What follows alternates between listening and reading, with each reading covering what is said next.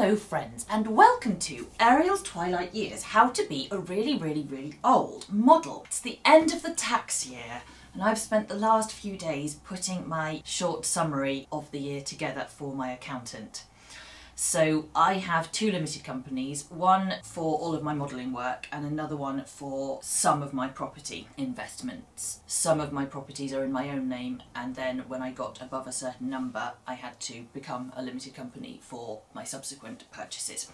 So my tax affairs are far more complicated than I ever thought they'd be, and this camera is tilted, which is concerning.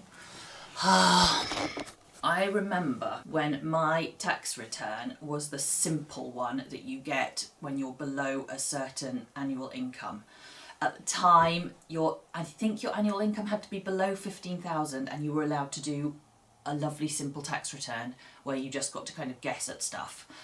And I remember the horrible feeling I got, although it was for a nice reason, when my self-employed income tipped above that level, because I was so frightened of having to do the full tax return because I have dyscalculia and I find numbers really hard. And I very clearly remember sitting in my new flat that I bought the year that my tax return was the proper grown-ups one, and I remember just crying so loudly and desolately I felt like someone in one of the flats next door or below would hear me, because I just couldn't work out what I was doing.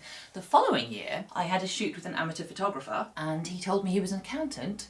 And I said, "Do you do models accounts?" And he said yes, and I haven't had an accountant ever since. So that would have been 2006, I suppose. I've gone through many accountants in that time because my business has changed. So I had a specialist accountant for property for a little while and they were dreadful, genuinely dreadful. I ended up paying £10,000 too much in tax, which my new accountant found when he took over the account.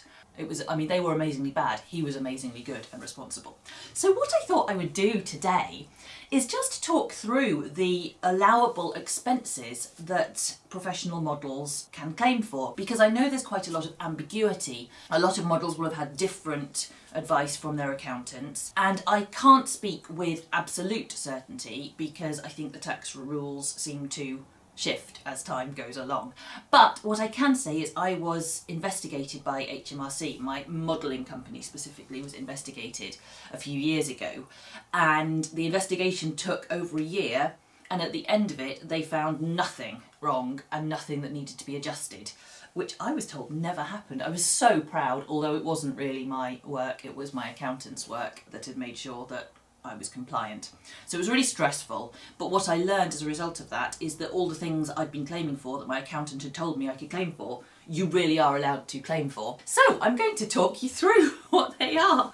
So my total expenses before I factor in the salary that I pay myself and the payments from my company for the use of my personal car for business, they are so expensive, £67,000 in the year, which is more than my total income was per year until around 2016. So the idea, if 2015 me had known that my expenses were going to go up to almost £70,000 in a year, I would have completely freaked out, because that was more than I was earning, and I would have thought, what on earth has happened to you to allow yourself to be so profligate? But I'm going to explain. In that time, my income has increased a great deal more than I was expecting, and a lot of the expenses I have are associated with that increased income.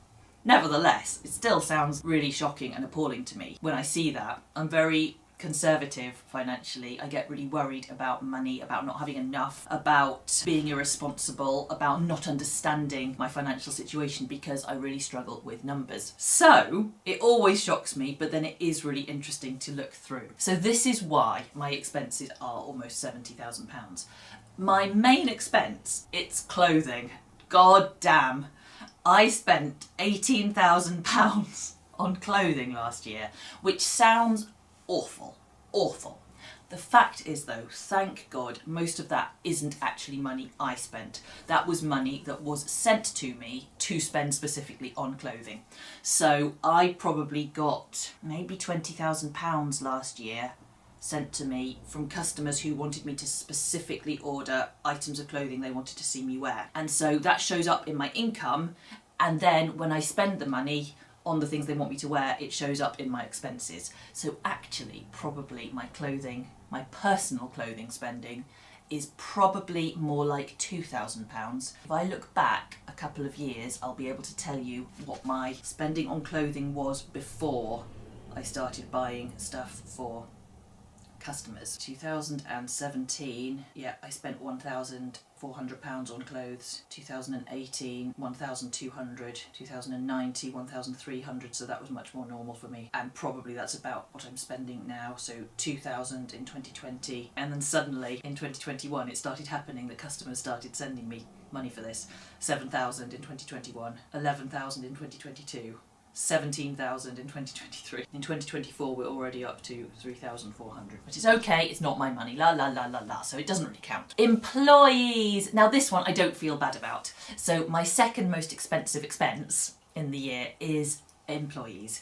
And I don't hire many people. I hire my sister, who works as a virtual assistant for me on a very part-time basis. And then I hire basically 6 people. I hire Howell. I've paid him the most in the last year. Zoe Page, Dodgy David, Lucy Lauren, Bex White and Katie Maguire. And altogether I have paid them and my sister £13,000, which actually doesn't seem that much, and they were absolutely worth that. Then my next expense, which was very unusual. Last year I spent over £10,000 on advertising, which is not at all normal for me. Normally my advertising bill would be more like, okay, I'm looking at 2022, yeah, more like £2,000.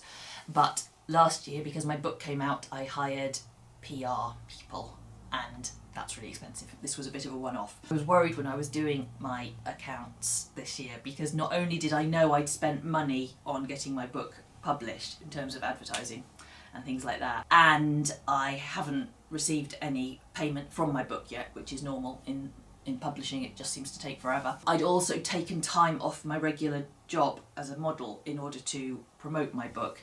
So I was really worried that my income was going to be down and my expenses were going to be completely out of control. But actually, sounds huge, but it's a one-off. Then after that, this is much more normal. I spent £6,700 on hotels in the year, which, given that I'm away from home about 1/4 of the time, so I'm away from home about maybe say 12 weeks a year.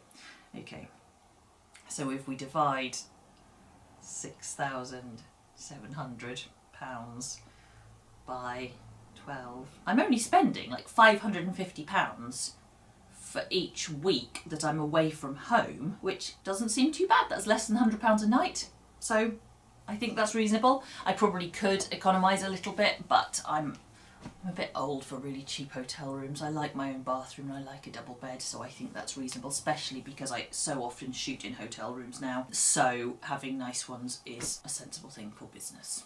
Yes. Oh, my next expense is really tedious. It's the leased line for our super duper internet that allows us to upload things and download things really fast. That is £4,500 a year.